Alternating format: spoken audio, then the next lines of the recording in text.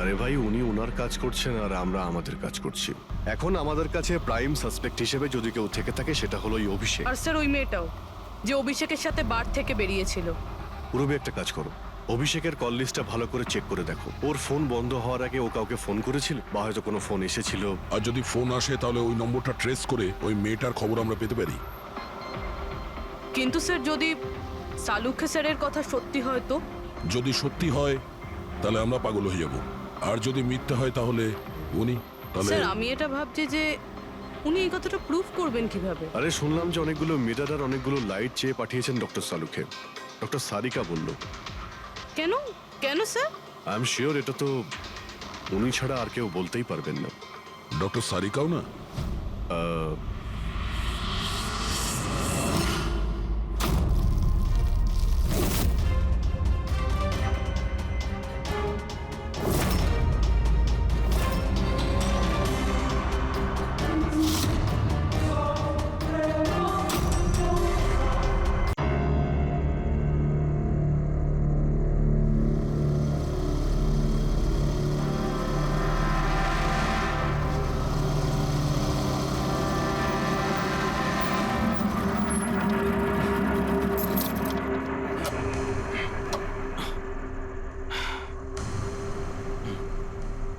চল ভেতরে যাওয়া যাক।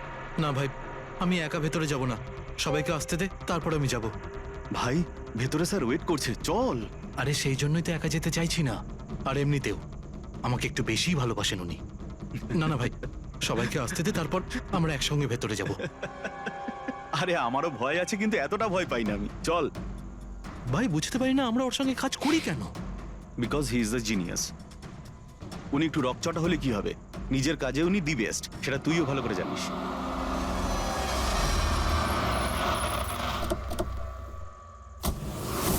আরে ভাই দেরি হয়ে গেল রে।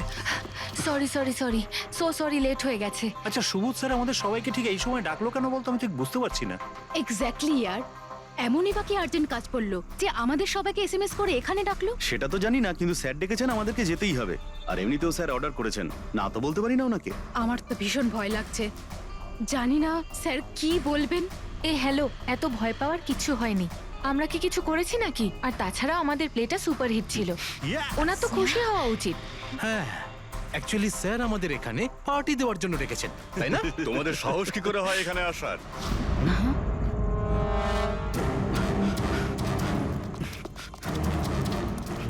যাও, এক্ষুনি বেরিয়ে যাও তোমরা এখান থেকে। অনেক হয়েছে বুঝলে, এবার আমি তোমাকে ছাড়বো না, বুঝতে পেরেছো? এক্ষুনি আমি ডাকছি পুলিশকে। এসব কি করছো? না, এই স্যার কার সাথে ঝগড়া করছে? আই সেড স্টপ ইট, গুলি চালিও না। চল চল চল চল চল চল চল।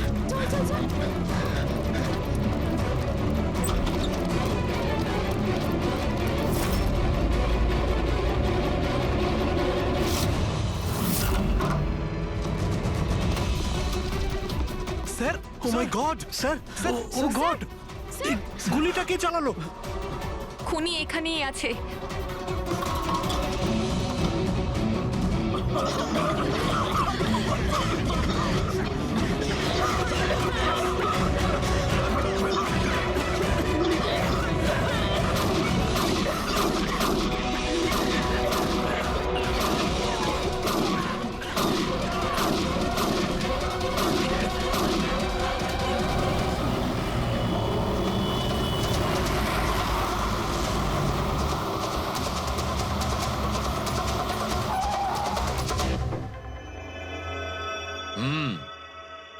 দুটো গুলি লেগেছে বস, বুকে, পয়েন্ট ব্ল্যাঙ্ক থেকে।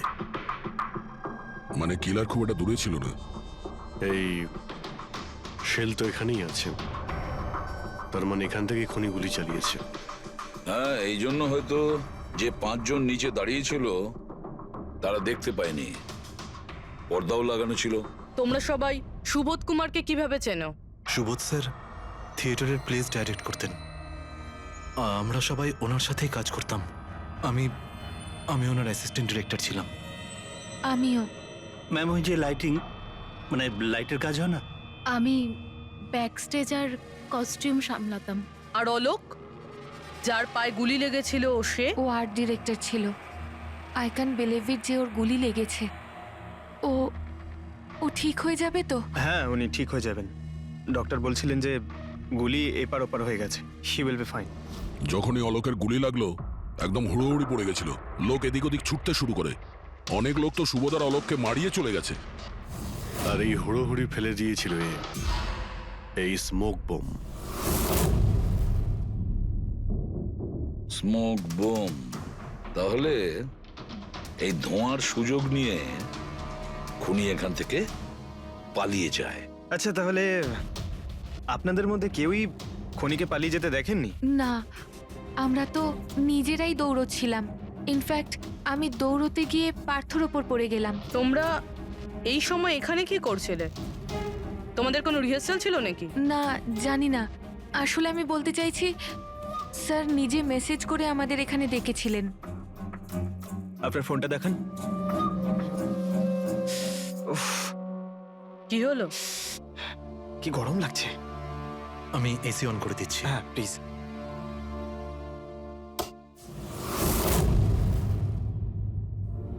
অদ্ভুত তো,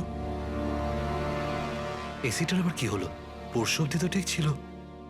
কোনো ব্যাপার না, ছেড়ে দাও। All of you come rehearsal room at 10 PM.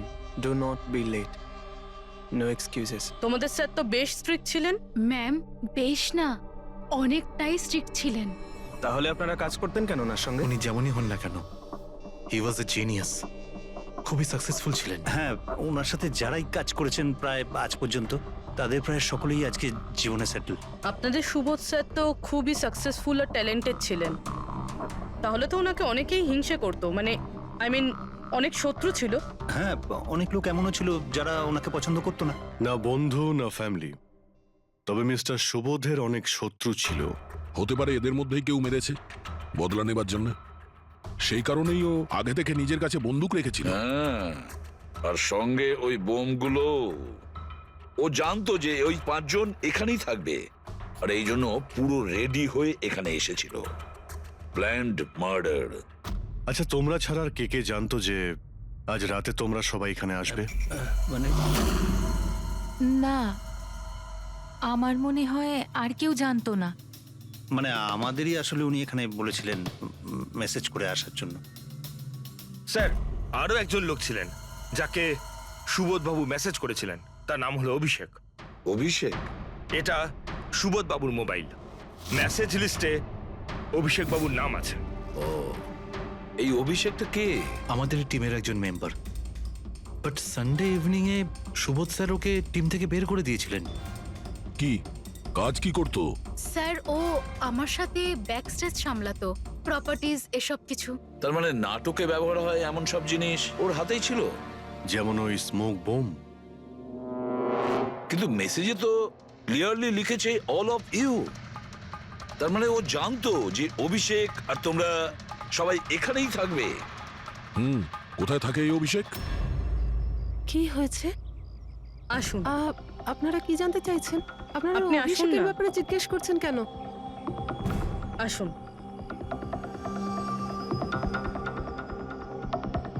কি হয়েছে স্যার?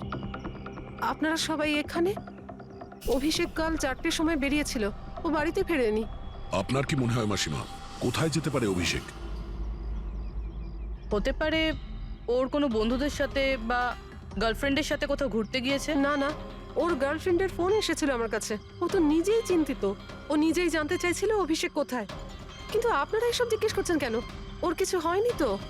ও কোনো খারাপ কাজ করেনি তো? দেখুন, আমার ছেলে চট করে রেগে যায়, কিন্তু ও কোনো খারাপ কাজ করতে পারে না। খুব চিন্তায় ছিল। 2 মাস বাদে ওর বিয়ে হওয়ার কথা ছিল তো। আর সানডেতে ওর বস ওকে ডেকে কাজ থেকে ছাড়িয়ে দেয়। ও এটা ভেবে দুশ্চিন্তায় ভুগছিল যে সমস্ত ব্যবস্থা কি করে হবে। আপনি ওকে ফোন করেননি? ফোন তো করেছিলাম, কিন্তু ওটা তো সুইচ অফ আসছে। কোথায় আছে ও? আমাকে আমার ছেলেকে খুঁজে দিন, নইলে আমি বাঁচবো কি নিয়ে? মাসিমা, আপনি প্লিজ চিন্তা করবেন না, আমরা অভিষেককে খোঁজার চেষ্টা করছি। কিচ্ছু হতে দেবো না ওর। রিল্যাক্স। আসুন, আপনি ভিতরে আসুন। অভিষেক, প্লিজ ম্যাম, আপনি নিজেকে সামলান, আমরা আপনার ছেলেকে খুঁজে বের করব, প্লিজ।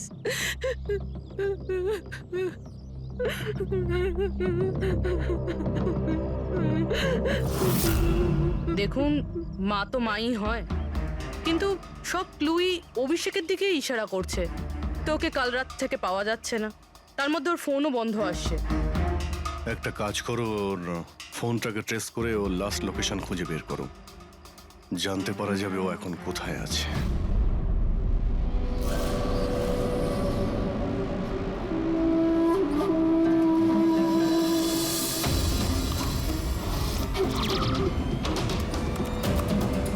ম্যাচ করেছে। যে গুলিতে সুবোধবাবুর মৃত্যু হয়েছে আর যে গুলি অলোকের পায়ে লেগেছে, দুটো গুলি একটা বন্দুক থেকে চালানো হয়েছে। তার মানে সুবোধের খুনি আর অলোকের পায়ের উপর যে গুলি চালিয়েছিল সে একই লোক। হ্যাঁ স্যার। কিন্তু একটা কনফিউশন আছে। কনফিউশন? আর সেটা ডক্টর সালুখের? হ্যাঁ। কিন্তু কি সেটা? অলোকের যখন গুলিটা লেগেছিল কোথায় দাঁড়িয়েছিল? খুনির সামনে দাঁড়িয়েছিল আর দরজাটা ওনার পিছনে ছিল। তার মানে অলোকের সামনে থেকে গুলি লাগা উচিত ছিল। হ্যাঁ স্যার। আরে সোজা করে বলো না, ব্যাপারটা কি? এই যে অলোকের মেডিকেল রিপোর্ট, এখানে পরিষ্কার লেখা আছে পায়ে গুলিটা পেছন দিক থেকে লেগেছিল, সামনে দিয়ে বেরিয়ে গেছে। তার মানে খুনি অলোকের পিছনে দাঁড়িয়েছিল। যখন সমস্ত গুলি সামনে থেকে চললো তখন অলোকের কি করে পেছন থেকে গুলি লাগলো? অদ্ভুত ব্যাপার স্যার, একই সময় খুনি দুটো জায়গায় কিভাবে থাকতে পারে? সে সামনে থেকেও ফায়ারিং করেছে, আবার পেছন থেকেও। আচ্ছা, এরকমটা নয় তো যে অলোক আর সুবোধের যে গুলিটা লেগেছিল সেটা একটাই বন্দুক থেকে চলেছিল আর বাকি গুলিগুলো অন্য বন্দুক থেকে চলেছিল? না অভিজিৎ, আমি ক্রাইম সিনে পাওয়া সমস্ত বুলেটস আর শেলস চেক করেছি, ওগুলো সব একটা বন্দুক থেকেই চলেছে। ওখানে শুধু একটাই বন্দুক ছিল। যখন খুনি সামনে দাঁড়িয়েছিল তাহলে অলোককে গুলি পেছন থেকে কেন করলো? ওখানে খুব দৌড়াদৌড়ি হচ্ছিল স্যার, আমি বুঝতেই পারিনি যে গুলিটা কোথা থেকে এবং কিভাবে এসে আমার পায়ে ঢুকে যায়। তাহলে তুমি দেখোনি যে গুলিটাকে চালিয়েছিল? না স্যার, রুমে খুব ধোয়া হয়ে গেছিল, তাই কিছুই দেখতে পাচ্ছিলাম না। হঠাৎই গুলি চলা শুরু করে, আর গুলি চলার সময় হঠাৎই আমার পায়ে এসে গুলিটা লাগে, আর একজন আমার ওপর থেকে পালিয়ে যাচ্ছিল। সেই মুহূর্তে প্রাণপণে ওকে আমি ধরার চেষ্টা করছিলাম, কিন্তু ধরতে পারিনি স্যার। আর তখনই কোন একটা জিনিসে আমার হাতটা লাগলো আর কেটে গেল। তুমি মাটিতে পড়েছিলে, তোমার উপর দিয়ে কেউ পালানোর চেষ্টা করছিল আর তুমি ওকে ধরতে চেয়েছিলে। তাহলে তো ওই খুনি জুতোতে বা অন্য কিছুতে হাত কাটতে পারেন। কিন্তু এর হাত কাটলো কি করে? জুতোতে কি লোহা ছিল নাকি? স্যার, যখন আমরা অভিষেকের বাড়িতে গিয়েছিলাম তখন ওখানে একটা ফটো টাঙানো ছিল, আর ওখানেও একটা জুতো পড়েছিল যেটার মধ্যে থেকে কিছু মেটাল মতন বেরিয়েছিল। স্যার, হতে পারে ওই জুতোটা থেকেই ওর হাত কেটেছে। তাহলে অভিষেকই হবে যে গুলিগুলো চালিয়েছিল। আর খুন করে উধাও হয়ে গেছে, আর এখন মোবাইল ফোনটাও সুইচ অফ। কিন্তু ভাই, এখনো আমার একটা কথা মাথায় ঢুকছে না, এই অভিষেক দুদিক থেকে কি করে গুলি চালালো? সামনের দিক থেকে আর পিছনের দিক থেকেও।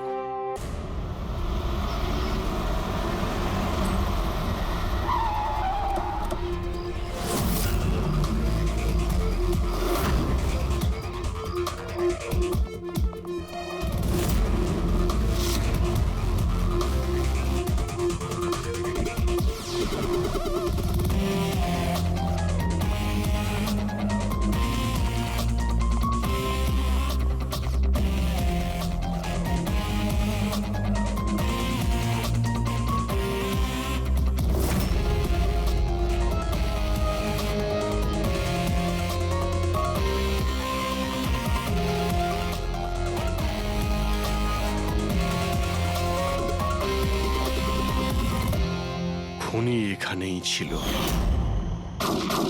পঙ্কজ,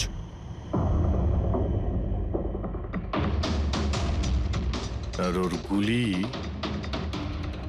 এখানে লেগেছিল। স্যার, গুলি এখান থেকে ঢুকেছে আর এখান থেকে বেরিয়েছে স্যার। একটু পিছিয়ে যাও তো। কিন্তু গুলিটা ওইখানে লাগলো কি করে?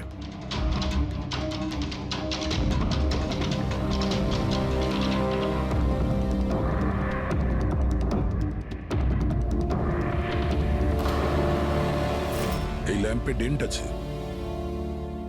আচ্ছা, এরকম নয় তো যে গুলি এই ল্যাম্পে ধাক্কা লেগে অলোকের পায়ে লেগেছে? হ্যাঁ, এটাও হতে পারে। কিন্তু স্যার, ল্যাম্পে গুলি এই অ্যাঙ্গেল থেকে লাগলো কিভাবে? হতে পারে যে ওরা বলছিল না যে খুনি এইখানে ছিল।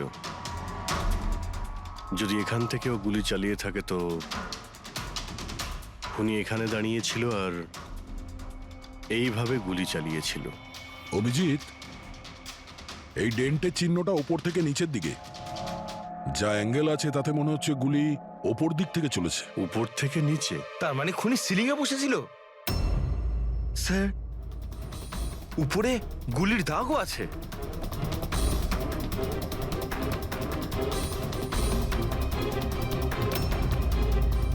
গুলির সমস্ত দাগ সিলিং এ?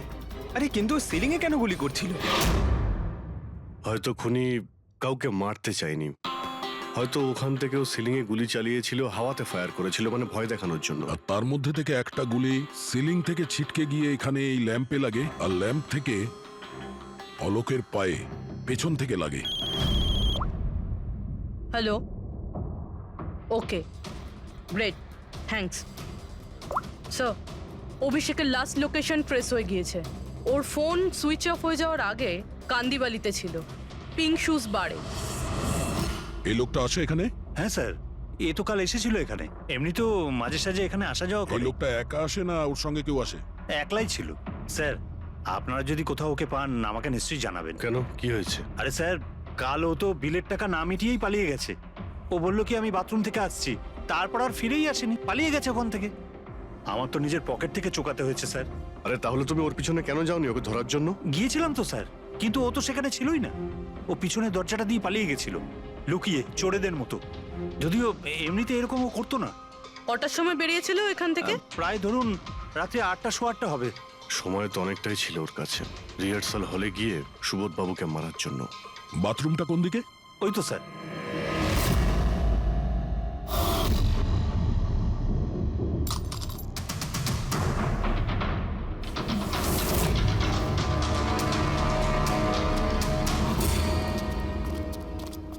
কাল রাত্রে এই লোকটাকে দেখেছিলে?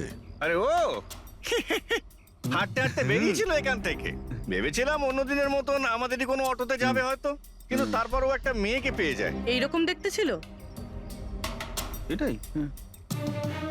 কালকে খুব বৃষ্টি হচ্ছিল আর অন্ধকারও হয়ে গিয়েছিল, তাই ঠিক মতো দেখতে পাইনি। মেয়েটা যে এসেছিল সেটা বুঝতে পেরেছি। ও যে এলো, দুজন একসঙ্গে চলে গেল। ওরা কোন দিকে গিয়েছিল? ওই দিকে। ওই তো। Thank you. Thank you. Thanks.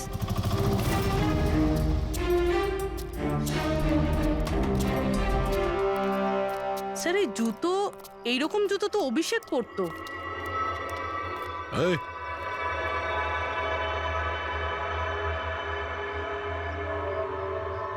বেঁচে আছে? এই, ওঠ, ওঠ। মনে হচ্ছে কি জল ছিটাতে হবে।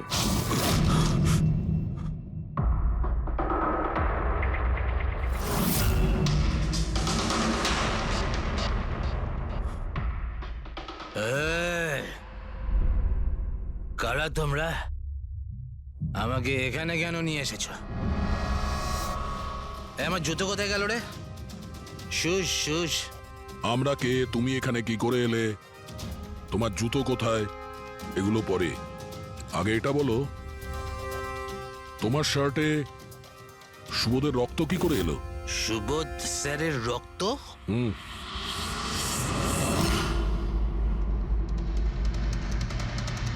তোমরা কারা আর এখানে কি করছো? আমরা কে? What? ওটা দেখ, দেখছিস? সিআইডি? টান টান টান টান টান টান টান টান টান। আমি কিচ্ছু করিনি। চুপ, মুখ বন্ধ, কোনো বাজে কথা নয়। অভিষেক, কালকে রাত্রি 10টার সময় সুবোধ খুন হয়েছে, কেউ কে গুলি করেছে। তোমার পুরো টিম ওখানে ছিল, শুধু তুমি ওখানে ছিলে না। কোথায় উধাও হয়েছিলে আর কেন? আর যখন তোমায় পাওয়া যায় তখন তোমার শার্টে সুবোধ বাবুর রক্ত লেগেছিল। স্যার, এসব আপনারা কি বলছেন স্যার? আমি সুবোধ স্যারকে মারিনি। চলো ঠিক আছে, কিন্তু তোমার কাছে সুবোধ স্যারের মেসেজ এসেছিল তো, তাহলে গেলে না কেন? আমি কোনো মেসেজ পাইনি স্যার। মিথ্যে কথা বলার আগে দুবার ভেবে নে। তোর ফোন আমরা চেক করেছি, মেসেজ এসেও ছিল আর তুই ওটা পড়েওছিস। স্যার আমি একটু বেশি খেয়ে নিয়েছিলাম স্যার, আমি সত্যি বলছি স্যার। খাওয়ার পর আমি সব ভুলে যাই, কিচ্ছু মনে থাকে না। কিন্তু মিস্টার সুবোধকে মারতে তুমি ভুলে যাওনি। আর ভুলবেই বা কি করে? সুবোধকে প্রতিশোধ নেবে ভেবেছিলে? হ্যাঁ, তোমাকে চাকরি থেকে বরখাস্ত করেছিল সে। হ্যাঁ স্যার, রাগ হয়েছিল আমার, উনি আমাকে বিনা কারণে কাজ থেকে বের করে দিলেন। কিন্তু সুবোধ স্যারকে আমি মারিনি স্যার, বিলিভ মি স্যার, সত্যি বলছি স্যার। কি করে বিলিভ করি বলো তো? তুমি তো খাওয়ার পরে অর্ধেক কথা ভুলে যাও। বার থেকে বেরোনোর সময় তোর সঙ্গে যে মেয়েটা ছিল ওর সাথে বসে প্ল্যান বানিয়েছিস নিশ্চয়ই তুই সুবোধকে মারার জন্য। হ্যাঁ, কোন মেয়ে, কোন মেসেজ? স্যার আমি খুন করিনি স্যার। আচ্ছা, মেনে নিলাম যে তুমি সুবোধকে খুন করনি, তাহলে সুবোধের রক্তের ছিটে তোমার গায়ে লাগলো কি করে? স্যার আমার সত্যি কিচ্ছু মনে নেই। এই, একদম মিথ্যে কথা বলবে না। তোমার কি মনে হয় তুমি যা বলবে তা আমরা বিশ্বাস করে নেব? খুন করে স্মোক বম ফেলে ধোঁয়ার মধ্যে পালিয়ে গেল। ওর হাতে স্মোক বমের কেমিক্যালের ট্রেসেস পাওয়া গেছে স্যার। খুনি ওই না না পঙ্কজ, সঠিকভাবে বলা যাবে না যে এই খুনি, কিন্তু একটা কথা ঠিক বস, সুবোধের খুন কাল রাত 10টার সময় হয়নি। এটা কি বলছো তুমি সালুকে? আমি বলতে চাইছি বস, সুবোধের খুন কালকে রাত 10টার সময় হয়নি, বরং পরশু রাত 10টার সময় হয়েছে। 24 ঘন্টা আগে? আরে এসব কি বাজে কথা বলছেন আপনি? ওই পার্থ, সীমা আর অলোক, আরে ওই যে যারা 5 জন ছিল, ওরা কাল রাত 10টার সময় সুবোধ বাবুর খুন হতে নিজের চোখে দেখেছিল। আর আপনি বলছেন এনার খুন পরশু রাতে হয়েছে? হ্যাঁ ঠিক আরে এটা তাই কি করে হয়েছে। হতে পারে ডক্টর আর যে সালুকে? কোনো ভাবেই হতে পারে, কিন্তু হয়েছে এটাই। কিন্তু ডক্টর সালুকে ওই 5 জন যেটা দেখেছিল তাহলে সেটা কি? আমি জানি না কি করে হয়েছে, কিন্তু একটা কথা আমি গ্যারান্টি দিয়ে বলতে পারি, সুবোধের মৃত্যু পরশু রাতে হয়েছে 10টার সময়, আর এর কারণও আছে।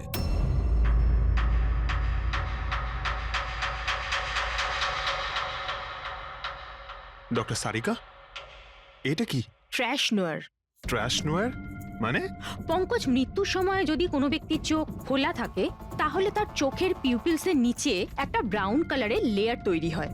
চোখের মধ্যে যে মনি থাকে সেটা শুকোতে শুরু করে, ময়েশ্চার শেষ হতে শুরু করে, আর সেই কারণে পিপলসের নিচে ব্রাউন লেয়ার আসে, একে ট্রেশ নর বলে। আর মৃত্যুর পর যত বেশিক্ষণ চোখ খোলা থাকে তত এই লেয়ারটার কালার ডার্ক হতে থাকে। আসল কথাটা বলো সালুকে, তুমি কি বলতে চাইছো? আসল কথা হলো এটা বস, এই দেখো এর ট্রেস নরের কালারটা দেখো, এর ডার্কনেস এই কথা বলছে যে এর মৃত্যু কাল রাতে হয়নি, বরং পরশু রাতে হয়েছে। কিন্তু ডক্টর সালুকে, আমরা যখন সুবোধ বাবুর বডিটা পেলাম তখন তো ওনার চোখ বন্ধ ছিল। হয়তো তোমাদের যাওয়ার একটু আগেই খুনি ওর চোখ দুটো বন্ধ করে দিয়েছিল। হয়তো হয়তো এটা হয়েছে, হয়তো ওটা হয়েছে। আরে তুমি তো নিশ্চিত করে কিছু বলছোই না, তুমি ভুল করছো সালুকে। কি আমি ভুল করছি? হ্যাঁ ভুল করছো। মানে হচ্ছে তুমি সায়েন্টিফিক এভিডেন্সটাকে ভুল বলছো। আগে হ্যাঁ, অদ্ভুত ব্যাপার। তার মানে ফরেনসিক টেস্টকে তুমি ভুল বলছো, মিথ্যে বলছো। দেখো সালুকে, ফরেনসিক এভিডেন্সের কোনো কথা বলছি না, ভুল মানুষ করে, বুঝেছো? কিন্তু আমি কোনো ভুল করতে পারি না। কেন হতে পারে না? কারণ আমি ফরেনসিক এক্সপার্ট ভাই। আরে তুমি নিজেকে ভগবান ভাবো নয়, নাকি? কিন্তু আমি এক্সপার্ট স্যার, ভাই। ভুল করো না। একদম বাজে কথা বলো না। আরে কি ধরনের কথা বলছো? স্যার একটা কথা বলুন আমাকে, যদি এরকম হয়, মানে যদি এরকম হয়ে থাকে, তো যখন আমরা এনার বডি পেলাম তখন এনার কম্প্রেসার তো অনেকটাই কম হওয়া উচিত ছিল। আর দুদিনে তো স্যার বডি পচে যাবে, শুধু বাড়িতেই নয় স্যার, আশেপাশেও তো পচে দুর্গন্ধ বেরোবে। কোনো ডেড বডিকে এভাবে রাখা কোনো বড় কাজ তো নয় না দয়া। খুনি হয়তো এই বডিটাকে কোনো ফ্রিজার বা 0 ডিগ্রি টেম্পারেচারের মধ্যে রেখে দিয়েছিল।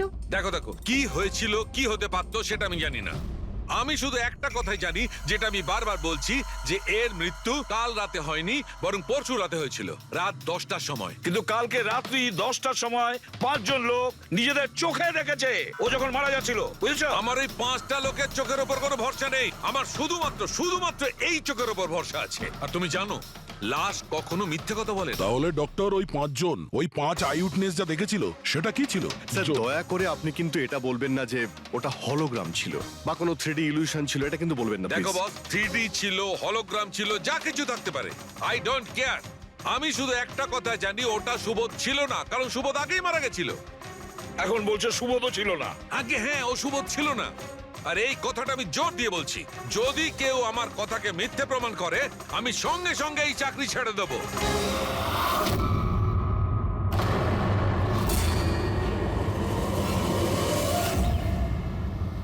স্যার, ডক্টর সালুখের কথা তো এখনো অবধি কখনো ভুল প্রমাণিত হয়নি।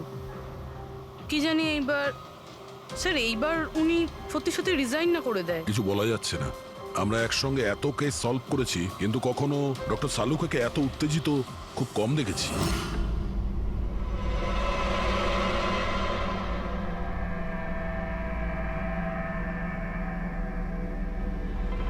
আরে ভাই, উনি ওনার কাজ করছেন আর আমরা আমাদের কাজ করছি। এখন আমাদের কাছে প্রাইম সাসপেক্ট হিসেবে যদি কেউ থেকে থাকে সেটা হলো এই অভিষেক। আর স্যার ওই মেয়েটাও, যে অভিষেকের সাথে বার থেকে বেরিয়েছিল। পুরবি, একটা কাজ করো, অভিষেকের কল লিস্টটা ভালো করে চেক করে দেখো। ওর ফোন বন্ধ হওয়ার আগে ও কাউকে ফোন করেছিল বা হয়তো কোনো ফোন এসেছিল। আর যদি ফোন আসে তাহলে ওই নম্বরটা ট্রেস করে ওই মেয়েটার খবর আমরা পেতে পারি। কিন্তু স্যার যদি সালুখে স্যারের কথা সত্যি হয় তো? যদি সত্যি হয় তাহলে আমরা পাগল হয়ে যাব, আর যদি মিথ্যে হয় তাহলে উনি তাহলে। স্যার আমি এটা ভাবছি যে উনি এই কথাটা প্রুফ করবেন কিভাবে? আরে শুনলাম যে অনেকগুলো মিটার আর অনেকগুলো লাইট চেয়ে পাঠিয়েছেন ডক্টর সালুখে। ডক্টর সারিকা বলল। কেন কেন স্যার? আই এম শিওর এটা তো উনি ছাড়া আর কেউ বলতেই পারবেন না। ডক্টর সারিকাও না?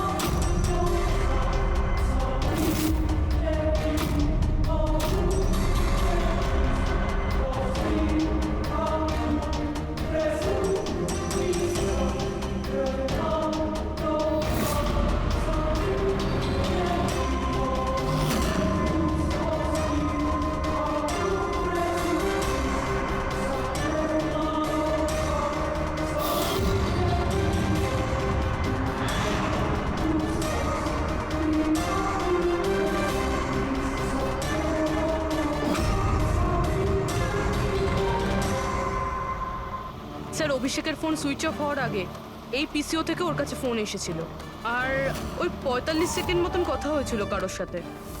কাল রাত 8:08 নাগাদ কেউ এখান থেকে ফোন করেছিল ওকে। আপনার মনে আছে কে করেছিল? কাল রাত 8টার সময়? হ্যাঁ, একটা মেয়ে এসেছিল এখানে। মেয়ে? এটা দেখুন তো, এই মেয়েটা ছিল নাকি এই মেয়েটা ছিল? মুখটা তো আমি দেখতে পাইনি, খুব জোরে বৃষ্টি পড়ছিল আর ও ছাতা নিয়ে দাঁড়িয়েছিল। কিন্তু হ্যাঁ, কথা শুনতে পেয়েছি আমি ওর। কি বলছিল? বলছিল যে আমি খুব সমস্যায় পড়েছি, আমার সাহায্য করো। এইসব শুনে খুব অবাক লাগলো আমার। কেন? ওকে দেখে মনে হচ্ছিল না যে ও কোনো সমস্যায় পড়েছে। ওকে তো বেশ খুশিই দেখাচ্ছিল। আর হ্যাঁ, নাম্বার ডায়াল করার সময় গানও গাইছিল। আচ্ছা, আর কিছু বলতে পারো ওর সম্পর্কে? স্যার ও তো বেশ ফুর্তিতেই ছিল। ওই মদের ফ্লাক্স হয় না, তার মধ্যে কিছু ফেলে ওটাকে শেক করছিল। মানে ও সব প্ল্যান করে রেখেছিল? ওই ড্রিঙ্কটা ওর জন্য ছিল না, ওটা অভিষেকের জন্য ছিল।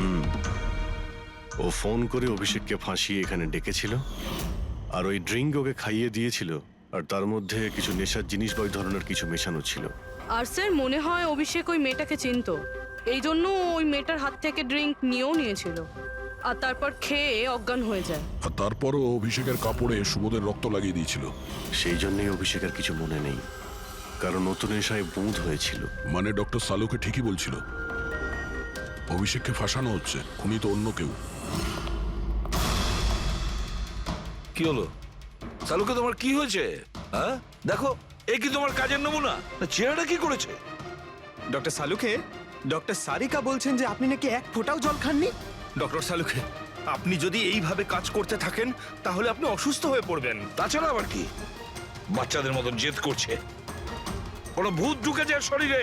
না, ভূত কিছু নয়, ভূত আমার মাথায় চড়েছে বস। আমার মাথাটাই খারাপ করে দিচ্ছে। আমি সত্যের এত কাছে, কিন্তু আমি জানি এটা হচ্ছে চোখের ভুল, অবশ্যই চোখের ভুল। উনি এটা কি করে করলো আমি কিছুতেই ক্র্যাক করতে পারছি না, আর যতক্ষণ এটা ক্র্যাক করতে পারছি আমি শান্তিতে বসতে পারবো না। Please please. আরে সালুকে, আমার কথা। সালুকে স্যার, সালুকে।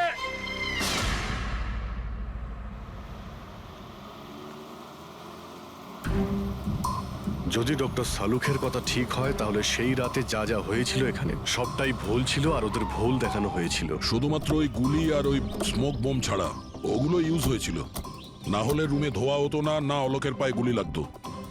তো খুনি এখানেই ছিল না স্যার? না, ও এত বড় রিস্ক তো নেবে না। তাহলে স্যার গুলি কে চালালো? আর স্যার স্মোক বোমই বা কে ফেললো? ওটাই তো জানতে হবে ফ্রেডি। যা বুঝতে পারছি স্মোক বোম এইখান থেকেই ঢুকেছিল, মানে এই দিক থেকে এসেছিল। তার মানে খুনি ওদিকে দাঁড়িয়েছিল? খুনি নয়, মানে যেটা থেকে বোমটা ছোড়া হয় সেই জিনিসটা ওখানে ছিল, সেই জিনিসটা। আর গুলি এদিক থেকে চলেছে। আমরা এতক্ষণ এটাই ভাবছিলাম যে খুনি হতে পারে এখান থেকে দাঁড়িয়ে গুলি করেছে লুকিয়ে। স্যার, আপনি যে বললেন এখানে খুনি নাকি ছিলই না? খুনি এখানে ছিল না, কিন্তু ও এখানে অটোমেটিক মেশিন কিংবা এরকম কিছু রেখেছিল যেটা দিয়ে গুলি করতে পারে। একটা কাজ করো, এখানে স্প্রে করে দেখো গান পাউডার পাওয়া যায় কিনা। স্যার। আর ফ্রেডি, তুমি এই সোফাটাকে জড়িয়ে ধরো, আরে ঠিক করে চেক করো এই সোফাটাকে, ঠিক আছে?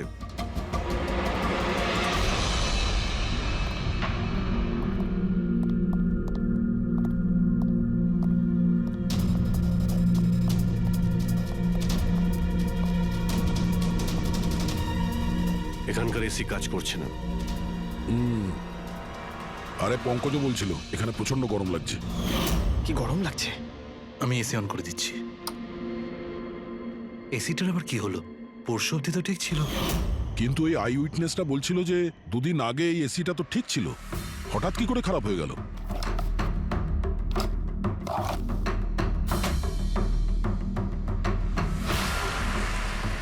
বস, মনে হচ্ছে কম্প্রেসার পুড়ে গেছে। কম্প্রেসার তো পুড়বেই, তার কারণ হলো কেউ এই এসিটাকে অনেকক্ষণ ধরে অনেক লো টেম্পারেচারে চালিয়ে রেখেছিল। ও, যাতে বডি যেন না পচে। আর সেই কারণেই যখন লাশটা পাওয়া গেল তখন বডি টেম্পারেচার নর্মাল ছিল, যাতে লোকে মনে করে যে খুন এক্ষুনি হয়েছে। স্যার,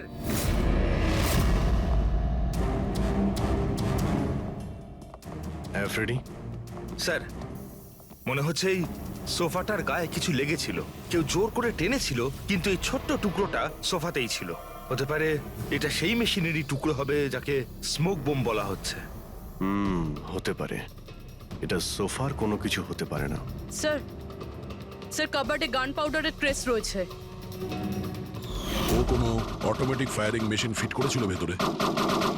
আর সেই মেশিনের এম সিলিং এর দিকে ছিল, কারণ যতগুলো গুলি চলেছে সবকটা সিলিং এ গিয়ে লেগেছিল। কিন্তু স্যার ওই মেশিনটা অপারেট করছে কি করে? ট্রিগারটাও রিমোট কন্ট্রোল ইউজ করেছে, যাতে লোকেদের মনে হয় যে এই রুমে খুনি রয়েছে যে গুলি চালাচ্ছে। কিন্তু স্যার, খুনি এত কষ্ট করতে যাবে কেন? যাতে কারো সন্দেহ না হয় যে খুন করার সময় এখানে কেউ ছিল। কিন্তু একটা ব্যাপার তো একদম পরিষ্কার হয়ে গেছে, খুনি ওই 5 জনের মধ্যেই কেউ হবে। কারণ এই 5 জনকেই যাদের ওপর সন্দেহ করা লজিক্যালি বোকামো, কারণ ফায়ারিং তো সামনে থেকে হয়েছিল, রাইট? স্যার আমি শিওর এটা কোন মেয়েটা। ওই মেয়েটাই যে অভিষেককে ফোন করে বার থেকে বাইরে ডেকেছিল। কিন্তু মেয়ে বলতে তো দুজন, একজন সীমা আর একজন বিনীতা।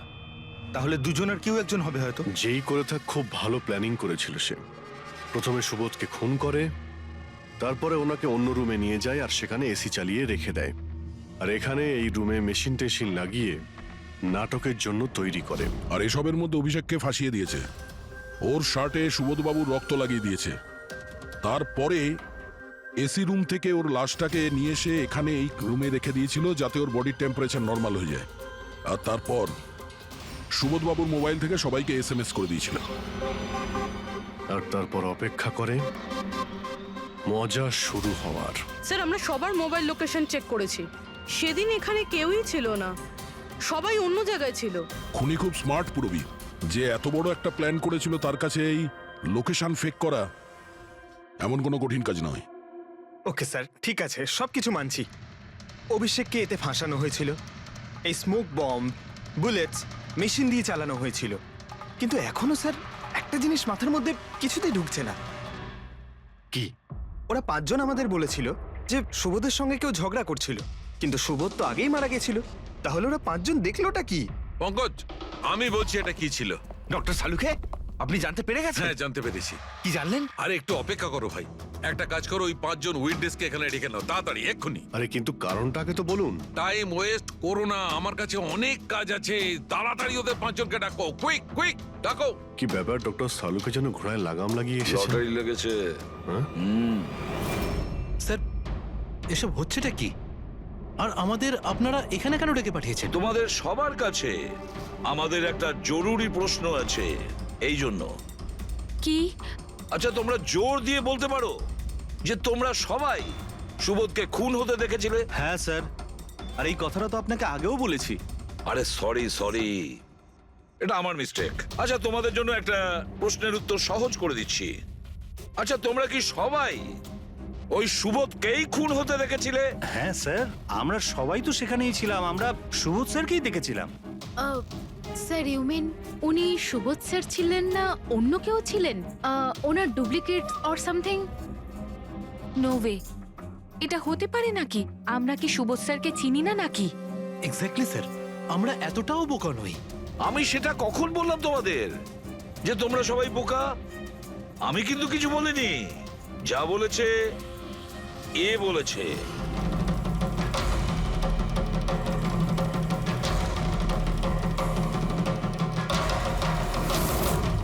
এটা হতে পারে নাকি? আমরা কি সুবোধ স্যারকে চিনি না নাকি? এক্স্যাক্টলি স্যার, আমরা এতটাও বোকা নই। আমি সেটা কখন বললাম তোমাদের যে তোমরা সবাই বোকা? আমি কিন্তু কিছু বলিনি। যা বলেছে এ বলেছে।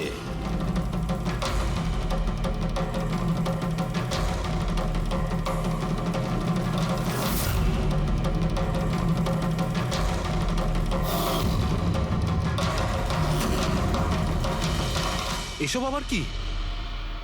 চোখের ধাঁধা। আমি তোমাদের সেটাই দেখাবো যেটা আমি দেখাতে চাই।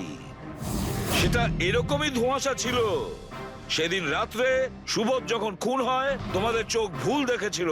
তোমরা সবাই পেপার ঘোষ দেখে বোকা বনেছিলে। Paper ghost? Papers ghost? এসব কি? কিন্তু এসব কে করলো? তোমাদের মধ্যেই কেউ একজন।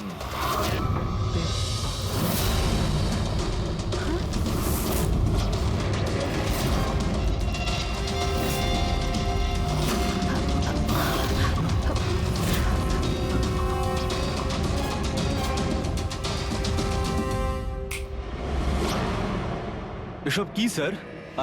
আর এসব কি করে হলো? 150 বছরের পুরনো ট্রিক এটা। যা কিছু আপনারা দেখেছেন সেটা চোখের ভ্রম ছিল, একটা ইলিউশন ছিল। একটা প্রজেক্টর দিয়ে একটা ফিল্ম প্রজেক্ট করা হয়েছিল একটা স্ক্রিনের ওপর। ওই স্ক্রিনটার অ্যাঙ্গেলটা এমন ভাবে রাখা হয়েছিল যাতে করে যা ইমেজ ওই স্ক্রিনের উপর প্রজেক্ট করা হচ্ছিল সেটা একটা রিয়েল লাইফ ইমেজ মনে হচ্ছিল।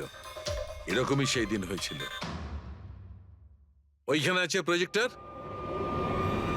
ওই প্রজেক্টর থেকে সুবোধ বাবুর ফিল্ম এই স্ক্রিনটায় প্রজেক্ট করা হয়েছিল, আর তোমরা সুবোধ বাবুর একটা রিয়েল লাইফ ইমেজ দেখেছিলে। যাতে তোমাদের মনে হয় যে সত্যি সুবোধ ওখানে উপস্থিত ছিল, কারোর সঙ্গে ঝগড়া করছিল। সেই রাতে সুবোধবাবুকে খুন করা হয়নি, ওনার মার্ডারের ফিল্ম চলছিল। ওনাকে তো একদিন আগেই খুন করা হয়েছিল। একদিন আগেই মানে? কিন্তু স্যার, আমরা তো ওখানে কোনো প্রজেক্টর দেখিনি। যেরকম গুলি চালানোর জন্য আর স্মোক বোম ফেলার জন্য মেশিন ইউজ করা হয়েছিল, সেইভাবেই খুনি প্রজেক্টরকে কোথাও লুকিয়ে দিয়েছিল। হ্যাঁ, একদম প্রজেক্টরকে কোথাও লুকিয়ে রাখা হয়েছিল। আর এই দেখুন, যে রুমে সুবোধ বাবু খুন হয়েছিলেন সেখান থেকে আমি পেয়েছি এইটা। জানেন এটা কি? এটা স্ক্রিনটার একটা ছোট্ট টুকরো। কিন্তু স্যার, এটা আমাদের মধ্যে কে করতে পারে? এর উত্তর তো তোমাদের মধ্যেই কেউ একজন দেবে, তোমাদের থেকেই। এই দেখো,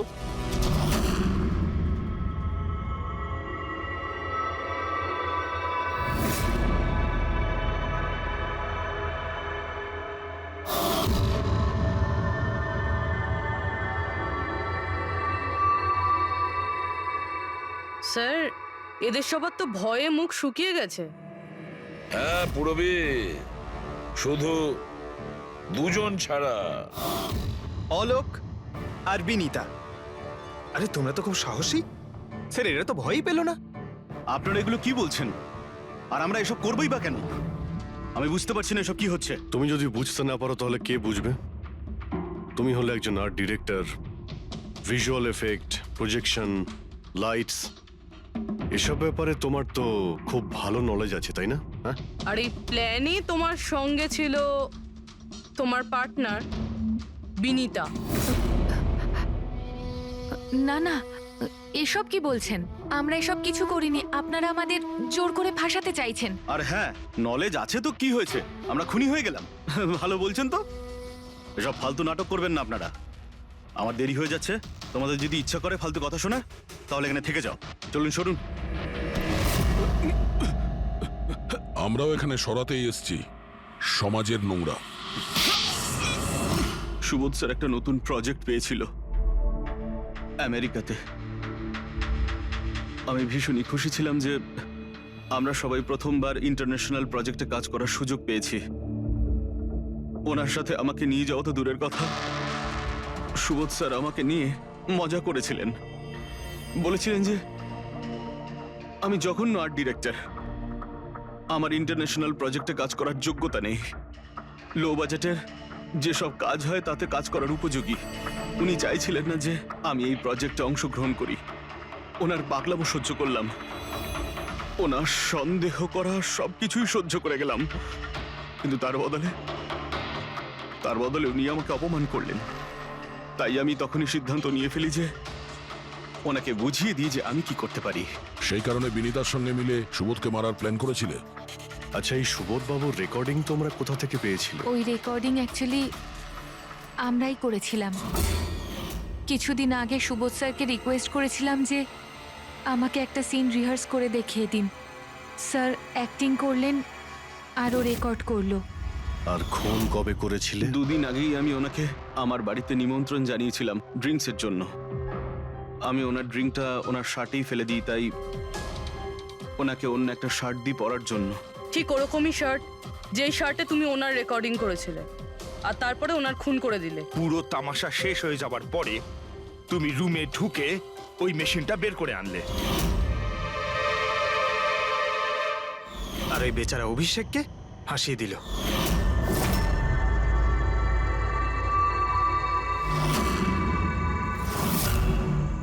প্ল্যান তো খুব ভালো করেছিলে তোমরা দুজনে, কি অলোক আর বিনীতা, কিন্তু তোমরা ভুলে গিয়েছিলে এটা।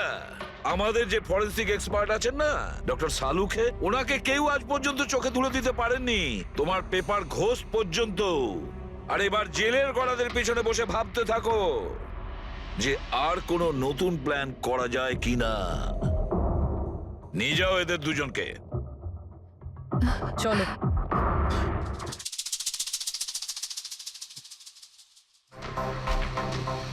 হ্যাঁ বস, আমি বলেছিলাম না প্রমাণ করে দেবো, নাহলে চাকরি ছেড়ে দেবো, বলেছিলাম না? ভেবেছিলাম যে এবার নিষ্কৃতি পাবো ওর হাত থেকে। Thank you very much Salunkhe.